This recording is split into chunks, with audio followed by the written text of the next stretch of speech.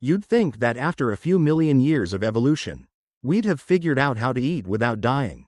But no, humans are the only species on the planet that regularly choke to death on food. Why? Because evolution decided to get cocky and multitask your throat. See, your trachea, aka air pipe, and esophagus, aka food chute, share the same entrance. It's like a busy intersection where spaghetti and oxygen have to negotiate who goes first. Most of the time, your body handles it like a decent traffic cop.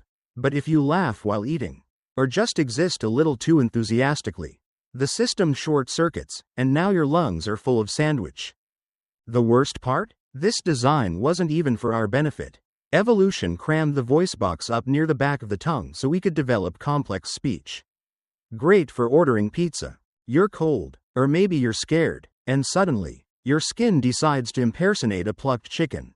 Congratulations, you're experiencing goosebumps, aka a survival feature that hasn't been relevant since we had fur. Back when humans looked more like shag carpets, goosebumps were useful. The little muscles around your hair follicles would contract, fluffing up your fur to trap heat or make you look bigger to predators. Great if you're a cave person facing a saber-toothed tiger. Weirdly pointless if you're trying to watch Netflix in a chilly room. And now, your body still does it. Because evolution forgot to delete that line of code. Like a computer running Windows 95. It just keeps going because no one bothered to update the system. Bonus glitch. Emotional goosebumps. You know, when a song gives you chills or a memory hits too hard. That's your primal body going, is this danger? Should I puff up and look scary? No, Brenda. It's just Adele. Sleep paralysis is what happens when your brain wakes up before your body. Which sounds fun, until you realize you're trapped in your own meat suit. Unable to move, and often hallucinating nightmare demons in the corner of your room. The fun reason this happens is because your body has a safety feature that paralyzes your muscles during REM sleep so you don't act out your dreams and karate chop your partner. But if your brain wakes up before that paralysis wears off, well, congratulations. You're conscious, frozen, and probably staring at a shadowy figure named Greg who may or may not be trying to eat your soul. And the hallucinations? That's just your brain desperately trying to make sense of what's going on while your fight or flight system lights up like a Christmas tree. It's your body's version of calling tech support and being put on hold while a demon jazz band plays in your ears. Basically, sleep paralysis is your nervous system glitching like a haunted computer, one running dreams, terror, and sleep mode all at once. You have a hole in your vision right now. No, not metaphorically, a literal blind spot in each eye, where the optic nerve plugs into the retina. Your brain just edits it out, like Photoshop on autopilot, so you never notice. But here's the creepy part. If you close one eye and do the right trick, you can watch things disappear into the void. That's right, your brain is constantly lying to you, filling in missing information with a fabricated reality. The truth is, your eyes are wired backwards. The light-detecting cells are behind the nerves, not in front of them. It's like pointing your camera lens at the wall and expecting a clear photo.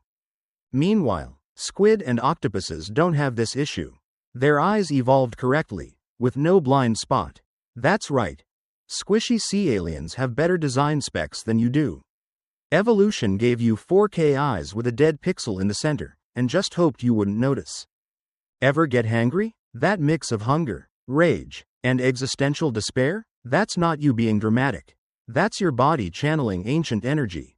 When you haven't eaten in a while, your brain starts panicking. It releases ghrelin, the hunger hormone, cortisol, stress, and adrenaline, fight mode. Why? Because in caveman times, not eating for a few hours could mean you were dying. So your brain floods your system with chemicals to prepare you to hunt, fight, or scream at someone for not ordering lunch. Your body literally doesn't understand that DoorDash exists. It thinks you're starving in a cave, not skipping breakfast on your way to a team meeting. That overreaction? Totally normal, totally outdated. Welcome to Biological Panic version 1.0. No patch updates since the Stone Age.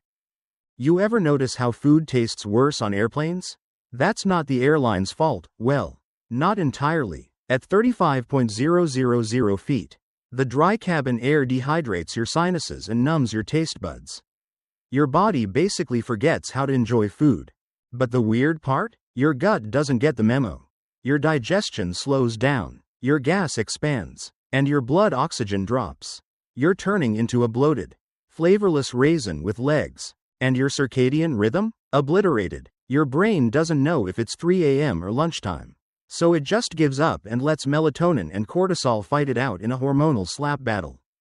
Basically, flying is your body's version of glitching through dimensions while strapped to a chair with pretzels. And we do it on purpose. You're shedding. Right now, around 500 million skin cells fall off your body every single day. They float off in your house, settle on your desk, and mix into the air you breathe. You are literally swimming in yourself. Dust? It's not just dirt, it's you. Dead you. And those cells don't die quietly. They're pushed to the surface in an orderly, programmed death march, apoptosis, until they flake off. It's a full-body conveyor belt of self-renewal. So next time you dust your bookshelf, just know, you're cleaning up the ghost of yourself. Every blanket, every chair cushion, every keyboard is basically your exoskeleton museum. Sleep tight. Ever lie awake worrying about things that haven't happened? That's not just anxiety, that's a feature. Your brain evolved to simulate worst-case scenarios so you could avoid them. Great for early humans scanning for predators. Terrible for modern humans thinking about taxes, dating, or emails they sent 5 years ago. Your brain activates the default mode network, basically a mental horror movie director that screens every bad thing that could go wrong, then makes you emotionally experience it as if it already happened. The pain? Real. The event? Totally imaginary. In short, your brain is the most advanced threat simulator in the known universe. It's just terrible at knowing when to shut up. Turns out fear has a smell. And yes, other humans can detect it, without even realizing it. When you're scared, your sweat glands activate differently than when you're just hot. The stress sweat is packed with fatty molecules and pheromones that signal your emotional state. Other people's brains can pick it up subconsciously, often triggering their own fight or flight response. We evolved this chemical alarm system to help our tribe survive. But in modern life, it just makes awkward situations more stinky. Think of it as your body screaming silently through your armpits. And the worst part? Your body can learn to associate certain smells with fear over time. That perfume your ex wore? That hospital smell? That one weird hallway in your school? You're not imagining it. Your brain wired fear into your nose. It looks innocent, quiet, just a little dent, but your belly button is hiding a zoo. Researchers swabbed hundreds of navels and found over 2,000 types of bacteria, many of them unique to individual people. Some belly buttons even contained bacteria previously only found in soil from Japan, on people who had never been there. Your navel is like a time capsule for dirt, sweat, lint, and microscopic squatters. It's warm, dark, and rarely cleaned properly, which makes it a microbial party zone. And if you've never once sanitized your belly button with rubbing alcohol? Congrats! You're probably cultivating a biodome of mystery.